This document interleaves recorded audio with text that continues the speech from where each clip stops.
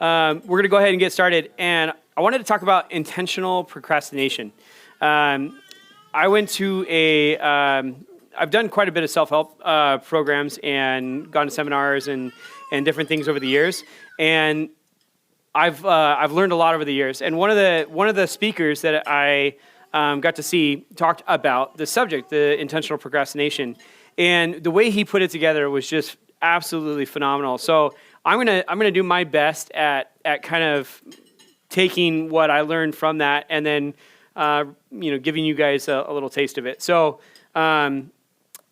procrastination, the definition. Procrastination is an action of delaying or postponing something. So we're going to talk about the steps. All right, let me go back to that other slide. So I don't know about you guys, but when I hear people talk about procrastination, like the idea of procrastinating sounds kind of awful. It's like it's a terrible thing. You should never procrastinate. You should always be moving forward and taking care of things. But as we talk, as we go through this, I'm going to talk about what it really looks like, and I want to talk about the first step in organizing, basically organizing your day. And so I think we've talked about this at one of the last meetups, but I've tried to break up this meetup into three basic sections. I want to talk about nonprofits that we can support, our community, how we can give back. I also want to bring something that is very tangible for anybody in any situation. I call it the spoonful. And so my goal with this presentation here is to give very tangible, easy to apply things that you can do in your life to become more effective in what you do. And it doesn't matter what you're doing. If you're a mom, if you're a business owner, if you're a W-2 employee, if you're retired, it doesn't matter. It's kind of going to lay out some of the foundation on what you can do. And then the last piece is our keynote, and our keynote is going to talk about some of the bigger picture stuff, things that we can do that kind of stretch our brain. So the first step to intentional procrastination is to procrastinate. So what does that mean? So we receive an email first thing in the morning. We wake up 6 o'clock, 5 o'clock, whatever time you get up, and you get these emails that start coming in. You can stop what you're doing and immediately start addressing these emails, or you can procrastinate. And I would say that if you're receiving on average 100 emails a day, which some of you are, some of you aren't, but for me that's a pretty normal day. 100 emails a day, that's pretty normal. So I could immediately stop what I'm doing and just immediately start addressing every single email, or I can procrastinate. So what I do is I procrastinate. I intentionally procrastinate on the emails that are not, things that don't have to be addressed right this minute. The next step is to eliminate. So when you get those 100 emails, or you get those 100 phone calls, or you get those 100 text messages, or you get those all these different things that come flying at you all day long, the question is how much of the stuff that you're getting could you eliminate? Are there emails that for Macy's and for Shopko and for all these different things, getting your tires swapped and whatever? Are you getting those kinds of emails, and are they becoming a distraction because you receive this, you're reading it, you're whatnot? Can you eliminate it? The next thing to do is to automate, and that's to look at the things that are coming into you. And this, I found this when we were running our staging company. We would receive people would call us and say, "Hey, we want you to stage our house. We want to know how your pricing works. We want to know what your availability looks like. We want to know how we can, we want to sign up for a stage. We want to, find out what you offer and what your packages are and all these different things." And we found basically we got to the point where we were getting just tons and tons and tons of phone calls. And emails and text messages trying to figure all this stuff out. And so we started to put together basically automation. We built out a website and set it up so that the website basically dealt with all of these questions. So every time somebody asked us a question, we were like, oh, that's another thing we can add to our website. They want to know what our availability is. So we gave them a calendar. They said they wanted to know what our pricing was, so we gave them packages. They said they wanted to know what we did and how we served, what things were included and what things were not included. So we listed our custom packages with an outline of everything that we provided. And we took a 8-hour-a-day customer service job and basically eliminated it. It was between my wife and I, we were handling all of the customer service. Another thing we added was once someone says, yeah, I want to go ahead and stage, we would send them an invoice. They would have to send us a check or whatnot, and we'd go through this process back and forth. We set it up so that they could just book it and pay for it right online. So that took care of the bookkeeping side. So we eliminated part of the accounting side. And then on the legal side, we had them sign the contracts on the website as well. So we didn't have to physically send them a contract, have them print it, have them sign it, have them scan it, and have them send it back. We would just set it up so that our website would actually do that for us. And all in all, I think we ended up going through, 4 different website people to try to get it accomplished.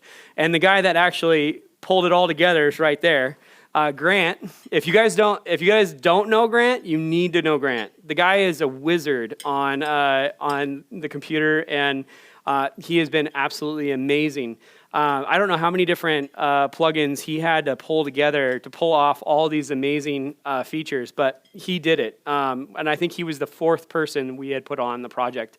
But really, all in all, when it's said and done, the amount of money that it cost me to get that set up and what we paid Grant was probably a month or maybe 2 months worth of labor that we would have paid if we would have continued to do what we were doing. So our ROI, the return on investment, was like 1 month, 2 months, and it paid for itself. It took care of all the things, and we were able to focus on serving our customers and doing what we needed to do.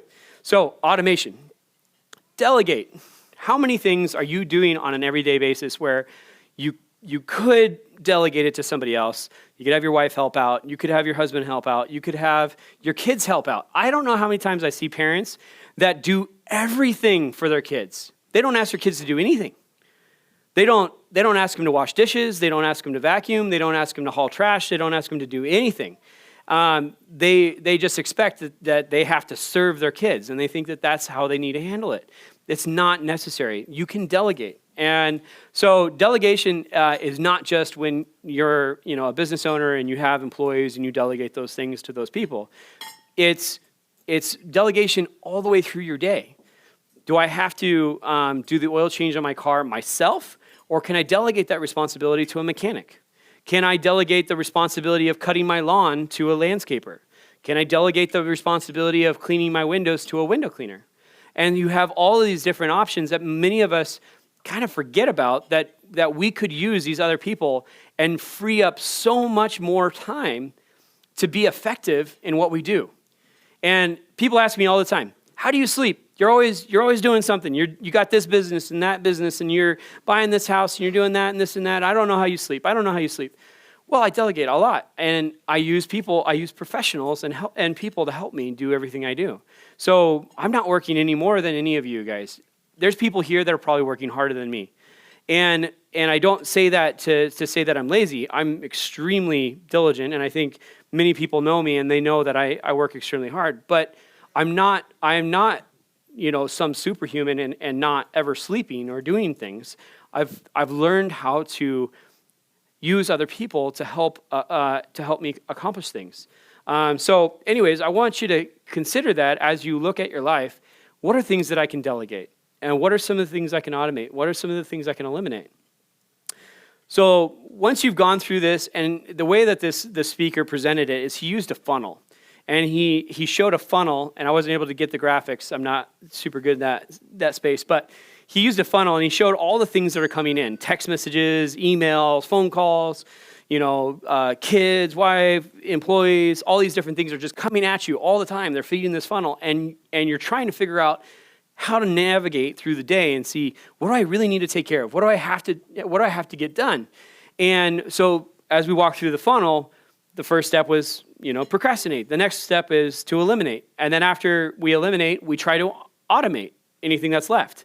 And we're kind of going through this process of identifying these items. So once we've delegated, the next step is procrastinate again. One of the things that we find is we're like, it's going to take too much time to delegate it. I'm going to have to follow up too many times. It's going to be too hard. I can't eliminate it. I don't have the time to eliminate it right now.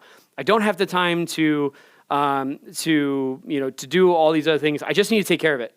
And the thing is that so many times we jump in and put out a fire that didn't need to be put out.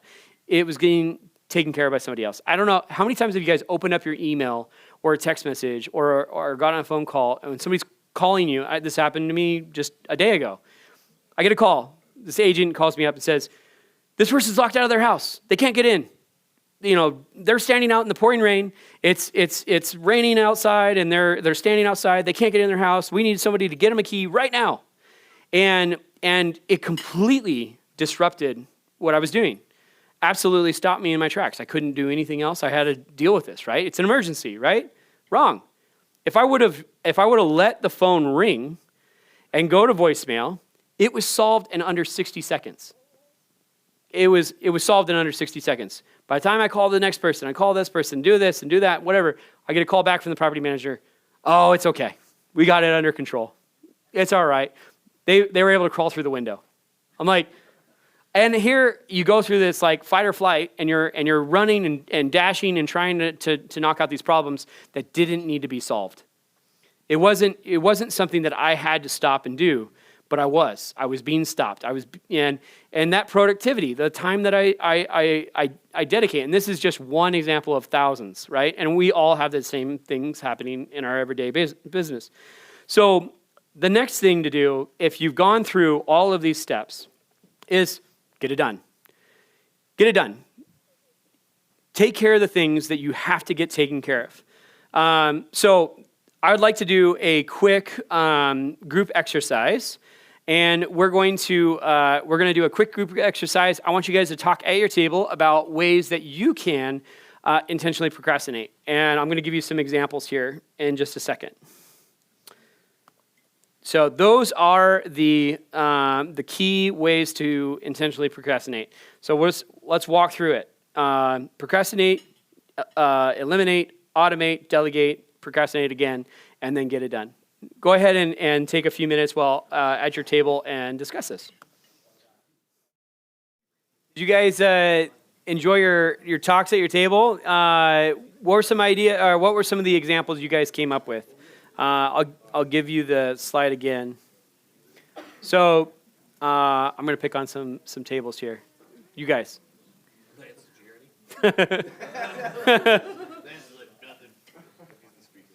Oh, and let's do this. Oh, sweet. Even better. Oh. Is this working? Okay.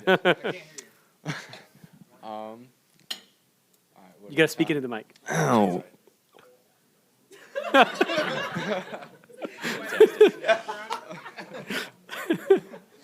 Lance is in a different level in life than us, so it might not have been quite as applicable. Anyway, what Warren and I were just talking about real quick was bribing children to do stuff. Like, my kids are always asking me for ways to make money, and I want to eat more healthy, and I hate making meals. My kids are old enough that I could teach them how to cook, so I bet that I could pay them $1 a meal and just be like, hey, I need this ready at this time on these days. Can you do that? I love that. That's awesome. My wife's smiling. They already like cooking, but yeah, that's great. It's just getting the timing right and getting the system set up. So I think that'd be worth it. That'd save me a good 2 hours a day, and it would take a lot of stress off my plate. Absolutely. So I love that. What are some of the things that you think you might be able to fill into that 2 hour void? If you were able to get the 2 hours back that you're currently spending on prepping food for yourself, your family, whatever you got going on, what would that look like? I don't know. I didn't think about that. I mean that seriously. I wasn't meaning that as a joke. I just didn't even think about what I would do with the extra 2 hours. I would do one of two things. Like I would either spend more time with my wife and just go on a walk or something like that. Or I would, I would go work on one of my hobbies some more specifically. Just to I have 5 children, so it's not very quiet after they get home most of the time. I don't have a whole lot of time to myself on the days that I'm not working. Yeah. And that'd be really valuable for me. Yeah. Nathan, would you run the mic? Awesome. Let's give him a hand. That was great. All right, Rich, we're gonna pick on your table. Rich, do you want to share something? Well, we talked about delegating. I think everybody agreed that was something we could all either work on or we enjoyed doing. Patrick is not here. Talked about his how he loves delegating everything, and as my brother-in-law, I can see that that's the case. There are some things that you don't want to delegate. So I like to snow bike in the winter, and you don't want to delegate your snow bike because you want to set it up yourself. So when you're broken down out in the middle of the snow and 12 feet of powder, you know how to get home, right? Yep. So I think you gotta be judicious in what you decide to delegate. But I resonated with a lot of what you're saying because I have a corporate job currently, and the emails are probably 300-400 a day sometimes, and the only way to get through them is exactly that process you outlined. So I hadn't really thought of it in those steps, but I appreciate you outlining them like that. That's awesome. Cool. Let's give him a hand. Ben, we're going to pick on your table. So mine was a lot along the lines of what you said, just being able to delegate, knowing I was around like 300 emails as well every day, and just knowing how to push those off. Like, am I sending this to the intern? Am I pushing, is this something that I have to take care of? Can the new hire take care of this?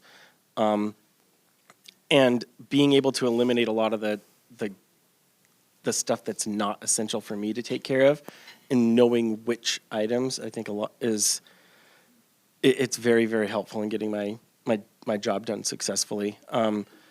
And I know, like, with Alexei, like we were talking about, because I used to work at Costco just like he does, and just like time management and being able to, understand how the order that you're doing your job in, because he stocks in the morning, and I used to do that too, and so we were talking about that, and just being able to, break up your tasks in a way that is going to be efficient to get the job done at the right time. Because if you just kind of bounce around a whole bunch and don't procrastinate some jobs, like for instance, we use the example of printing off new signs. I know it sounds very, very trivial, but at the same time, it's very important that you get those signs placed before the customers get into the building.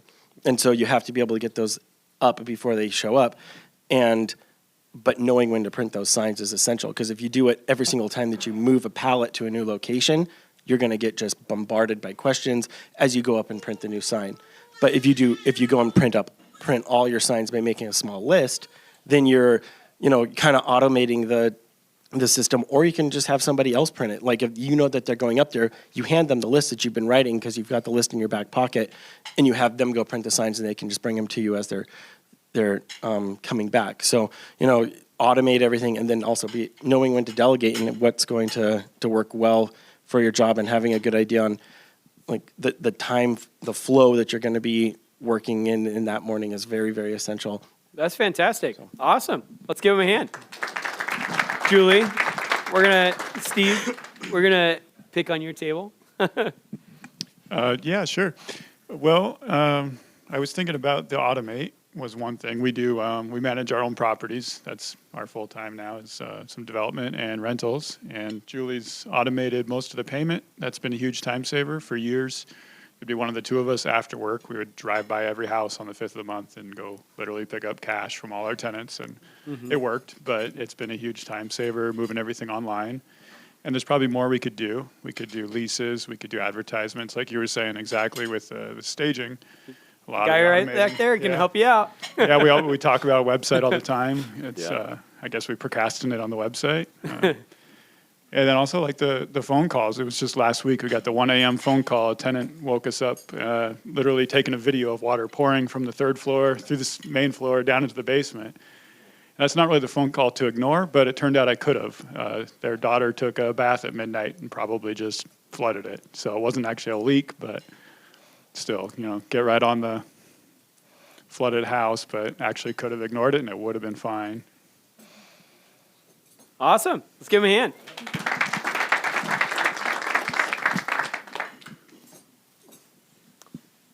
Adam, we're going to pick on your table. All right. So we talked about emails and how to prioritize them, and then spending a little bit less time rereading emails. So just read it once. If you've sent it, oh well, it's gone now. So don't spend too much time rereading them. Awesome. Let's give him a hand. Jonathan. Genevieve? Awesome. Let's do it. So one of the things that we talked about was for the procrastination. And with emails, kind of the good example, you get 100 emails a day. If you take 2 minutes every time you get a new email to sit down and read it and respond, you're going to spend way more time throughout your whole day versus if you set aside an hour or 2 hours, however long, to just read through all your emails, reply. And I'm a huge folder person, so having everything organized in that time frame as well. So that intentional procrastination of your emails after your deadline, your hour in the morning is done, is very intentional to save you the time to do it the next day. I love it. That's awesome. That's great. Does Max want to try? So we focused more on the procrastination part. And so we had laundry procrastinating on that. We had haircuts for me, probably not on purpose most of the time. And then gifts is what I shared with. I'm terrible at, if I buy a gift, I'm really excited about it, especially for my wife. I want her to open it early if I buy it early. So I procrastinate buying it later. I know there's a lot of talk about emails. One thing that just popped into my mind is one thing I've started doing the last, maybe 4 months or so. I stopped opening emails when I came into work, and I don't get 100 or 300. I get maybe 30, 50, but usually I would come in, open emails, and just get stuck writing. By the time you get through, other people start replying. And I've heard this saying a while ago where 80% of your income comes from 20% of the work, like the 80-20 rule. And my work, a lot of my income doesn't come from those emails. So I try now to focus on what is actually making me money and then opening emails, say, before lunch, and then forget about them until the next day instead of going back and forth. Awesome. So that's awesome. So that's a perfect segue into this part. So a lot of this time that we're spending on things that either are going to get solved by somebody else, or could be done by somebody else, or could just be eliminated in general. Ads and things that we're getting, just junk mail, all this stuff. I've seen team members on my staff that they get 50 emails or 100 emails, and they're like, oh, I'm so busy, I got so many emails, and then I look at their email account and it was 90 emails for Macy's and all these different shops, and I'm like, well, yeah, you're busy, but you're busy with the wrong stuff. This isn't actually producing anything for us.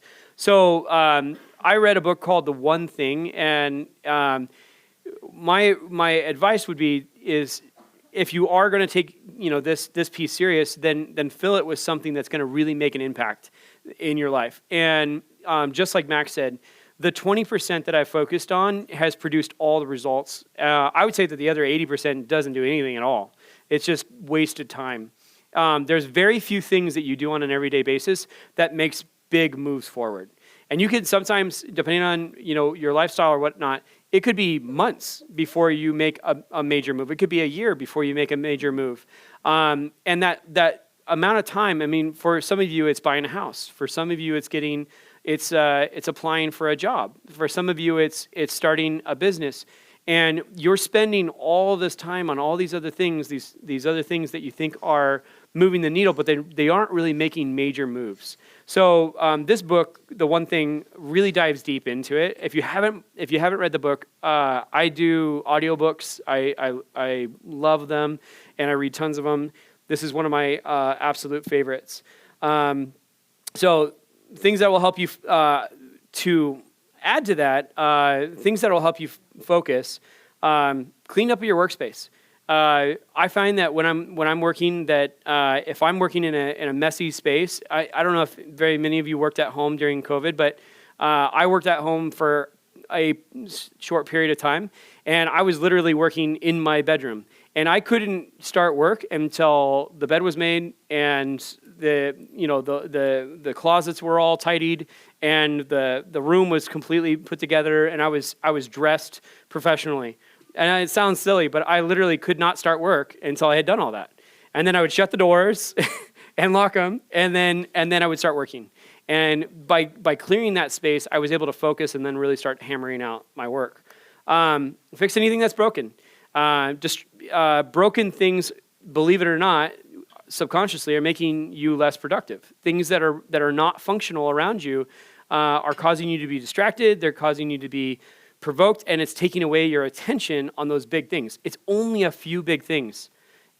It's just finding one golden nugget. That's all it is. And that one golden nugget is what makes a monumental change in your life. And so anything you can do to create that space is going to help you become more financially successful. And I think it also can apply to your relationships. I think that you can be more involved with your relationships and be more present if you're able to take some of this.